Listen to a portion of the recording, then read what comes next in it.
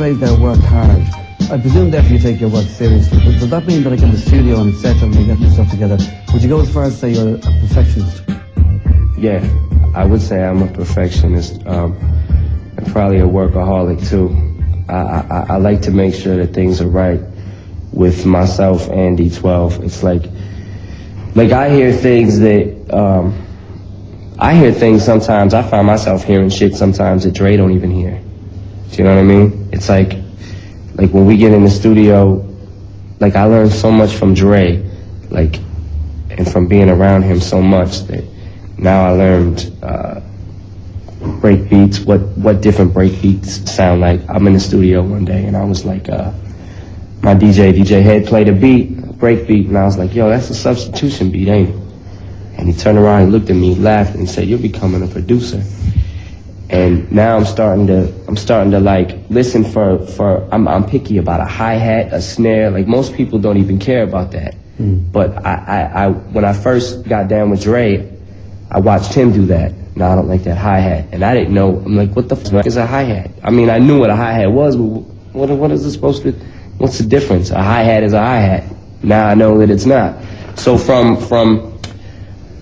the hi-hat to the snare to the vocals to the finished product to the mix down to the mastering, I'm involved in everything that I do and every record that I produce and everything that I'm on. I'm involved in it like 100%, you know, just to make sure. Right, and for the Slim Shady album, you did 3 shows a day, so you didn't just want to make good music. What you wanted to do was be a success. Yeah, definitely. The most shows we ever did was 2. I think there might have been a couple of times we did 3.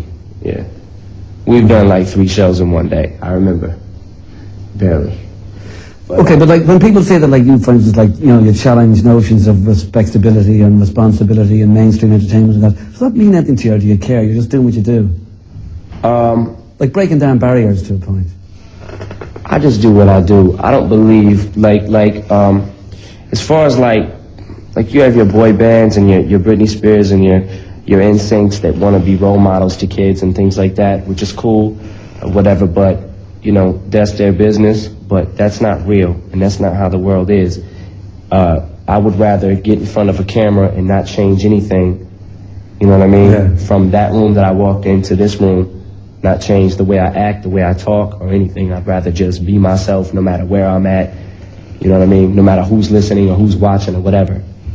You know, and that's just how I am. I believe in just being myself. But then is it a nice thing also maybe to be the main guy in rap, the main guy in rock, and the main guy in pop, in teen pop, all in one go, which nobody else comes anywhere near? I don't consider myself the main guy. Well, that's what I say. Like there are some people who would buy Eminem and love Eminem, and honestly, you could be a member of NSYNC to a point to some of them, and they wouldn't necessarily know. Like you're that all pervasive. You go right through every demographic. Record buyers. Yeah, I mean, there's probably people that like NSYNC's record that like my record or whatever, but I'm sure that they don't like the same songs as like my real fan base likes. Yeah. Do you know what I mean? Yeah. They're probably gonna like the real Slim Shady and maybe 1 or 2 other songs. Well, actually, on my last album, I don't think I had too many other happy songs on it. You've been called the voice of real America. Like there were other voices of other parts of real America, I'm sure as well. But do you accept that one? Do I what? Do you accept that one, though? It's like, you know, you brought yourself into a kind of a situation where a lot of this music was, to a lot of people, like, it was there, but it was okay. It was only black guys doing it. A lot of middle America didn't know about it. You brought it into something now completely different. I'm not saying responsibility. I'm just saying, are you aware of all these things that, like, 20 million album sales is going to do to you? Yeah, I believe that I definitely blew it into a whole different ball game, but... Yeah. I also believe, I'm not stupid, I believe that I don't necessarily consider myself an exception to the rule or whatever, like, you know, white people can rap or white people are supposed to, or whether they are or they're not or whatever, but I do believe that I'm one in a million probably. Yeah. Do you know what I mean? Who I don't know, who do it like I do it. You know? Okay, but what about who it is that you are? If Eminem is the nice guy, if Marshall Mathers is the regular guy, if Slim Shady is the nastier guy or whatever, I mean, do you use Slim Shady as something which is an excuse that you can hide behind some of the things that people might accuse you of, or do you feel that you had to get revenge on the world in some way? I used to use Slim Shady as an excuse, but now, the older I get and the more mature I get, I guess if you could consider me mature at all, I believe that I am maturing and my music is maturing. Eminem and Slim Shady have just become more of an entertainment name to me than anything. I don't look at it like I really divide up the personalities or anything like that. Do you know what I mean? Yeah. I don't really do that anymore. But was there a time that you felt you needed to create a Slim Shady in order to, like, get your venomous alter ego out without saying There was on probably the first album. Yeah. And my EP, when I first thought of the name Slim Shady, it was originally from my group, D12. We had called it the Dirty Dozen back then. And when we were all solo artists, that was our dream, to be solo artists, but we also wanted to rap in a group too. Yeah. So that's what we were going to call it, was Dirty Dozen. And when we rapped with the group, we decided, okay, everybody's going to have aliases. Everybody's going to have different names they go by.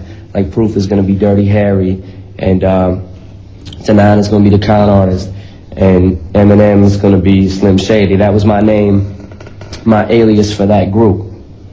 And then I just happened to be the first person to get the deal out of the group with Dre, and then just came back and got everybody.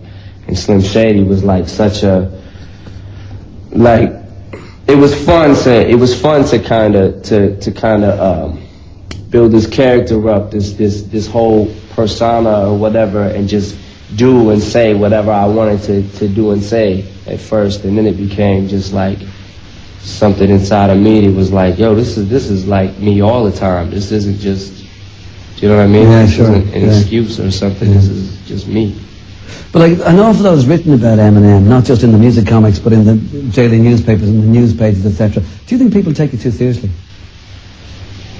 Or maybe not seriously, no?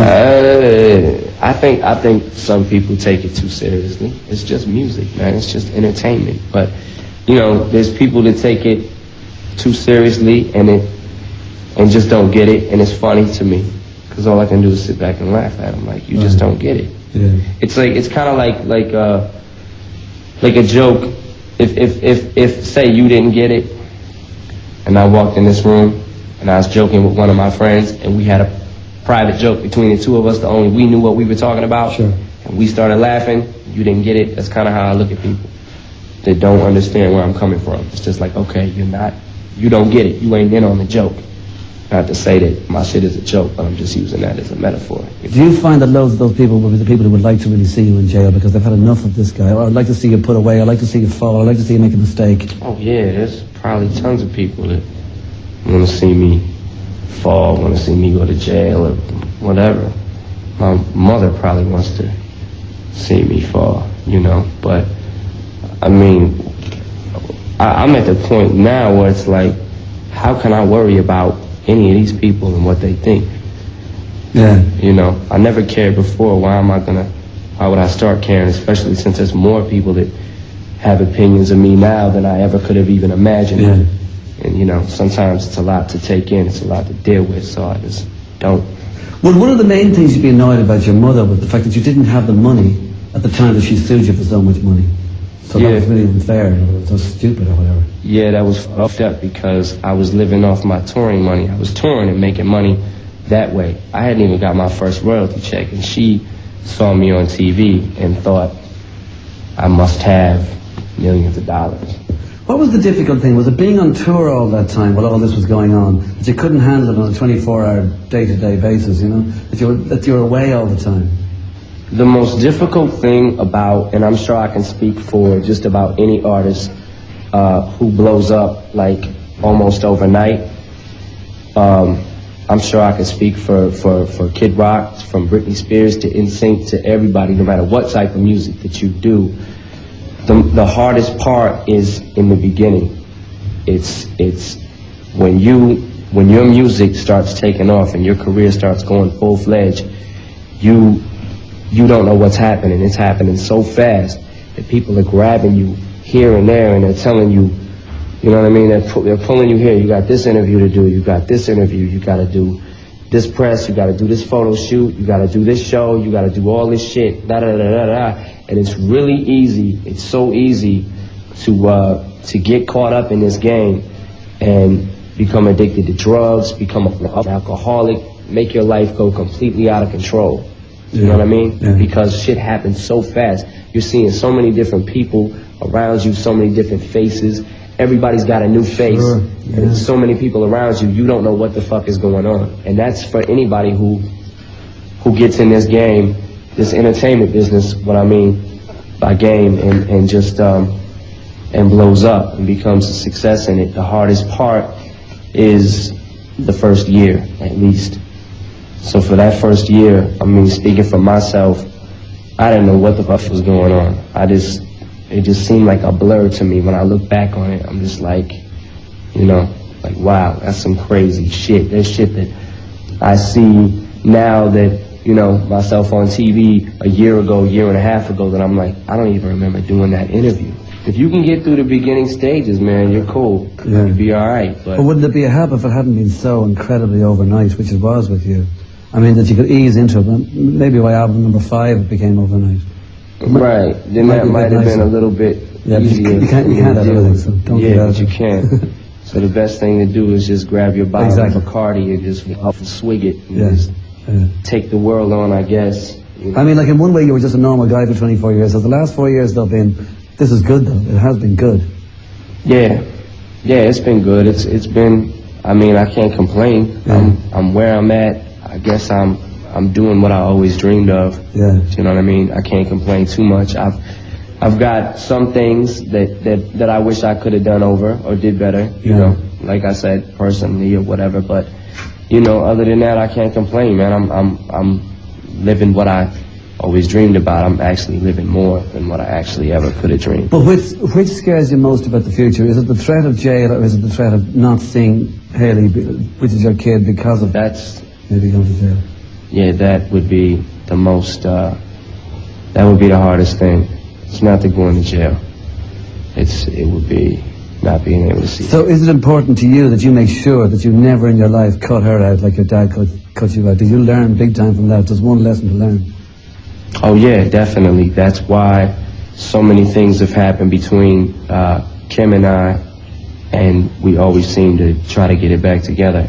And that's just for one of the reasons that I work so hard at that, is just because, you know, I never knew my father, and I want her to know hers, you know. Well, and do you want her, therefore, to have a better childhood than you had, and also to go as far as, say, going to college? Well, yeah, I've said that many times, and I mean, of course I do. Any father would want that, and I'm giving her a better life already than I've got. If somebody does wrong to you, are you a spiteful kind of guy? Like, do you get adrenaline out of vengeance? Yep. Yeah, I do. I gotta be honest. Are you annoyed about the fact that the bigger the success you've had, the more it's hurt your family in some ways? Or does just, hey, goes with the territory, that's just who I am? These albums are honest, hard look. That's a hard question to answer. Am I annoyed at the fact? Well, you know, like, the more success you've had, the more it seems to have hurt your family in some ways. But this is who you are. This is what you've done. Like, right. It's like you gotta, like always with anything, you gotta take the good with the bad, you know? You might, I understand that the level of success that I'm at doesn't happen to everybody every day, but like, you know, there's new problems you're gonna have with everything. If it wasn't my success and I was still trying to look for a job or working a dead-end job and didn't have no money to eat with, it would be those kind of problems that I would have, those type of family problems. How are we gonna feed Haley? How are we gonna raise her? How are we gonna stay together? How are we gonna pay our rent? Do you know what I mean? Yeah, sure. So it would be, so now it's new problems. It's like, money's not the problem. Now it's different things. Other people interfering in our lives and our business and shit like that. So you gotta take the good with the bad. I mean, at the end of the day, man, all these sacrifices that I'm making are for Haley. Right. You know? Okay, but like the people that you mocked in your records that kind of turned against you, you seem to be surprised at one stage about that. I would have thought like that, you know, can't be surprised at that. This is the way it's going to happen, especially if the album starts selling 10 million each or whatever, you know, that kind of thing. You mean like family? Yeah, family in particular. I mean, do you ever feel now, if you look back on it, you'd probably push it a bit too far and you might just change it if you could turn the clock back? Possibly. It depends on which family you're talking about. If you're talking about like my immediate family. My family, I consider my family my little girl and my wife and my little brother and my niece. And that's my family that I don't talk about a lot. My little brother and my niece, I don't talk about them a lot, but that's my immediate family. The rest of my family is, and I do have an aunt that I do care about a lot too, my Aunt Betty. The rest of my family is, I shut them out. I block them out because everybody's got something to say. See, what happened in my family is nobody graduated from high school. There might have been one or two. I don't think any of my aunts and uncles graduated from high school. I don't think any of my immediate family, like as far as relatives, like uncles and aunts and grandmothers and grandfathers and shit like that, graduated from high school. Nobody in my family really became anything, did anything with themselves. Everybody, grew up to be on welfare or grew up to live, low-income housing and shit like that. So nobody really became anything, and which was where I was headed too. Sure. But as soon as I became something, it's kind of like a broke family and somebody in the family hits a lottery. Now everybody comes around, they want something. Sure. You know what I mean? So that's gonna happen with anybody, but especially my family. If you knew my family and some of the things that I really go through personally when I get home, it's crazy.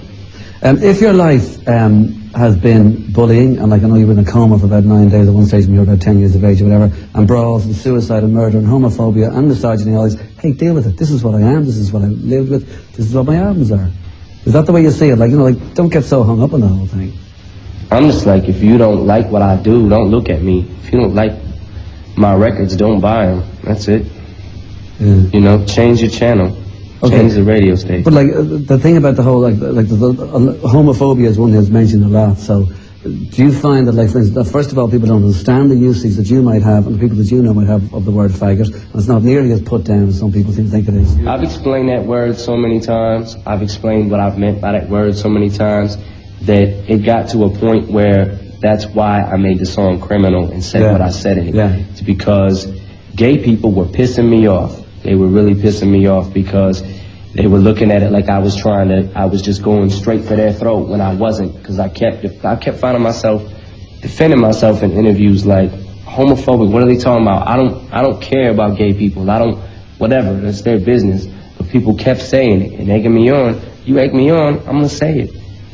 Do you know what I mean? Okay, well then finally, do you think rap is just always going to annoy some people? For instance, there's been in an American chart there of the top 20 albums on sale in America in December, 7 or 8 were rap albums. All of them had parental advisory stickers. It's just, again, that's the way it is. It's just music, it's just entertainment. How many rated R movies come out? Yeah, exactly. Do you know what I mean? Yeah. That's all it is. It's a rated R movie on wax. Yeah. Okay, thanks, Anna. Thanks for talking. Thank you. Thanks very much. Thanks, man. Come on. Thanks very much. Thanks, man. Come on.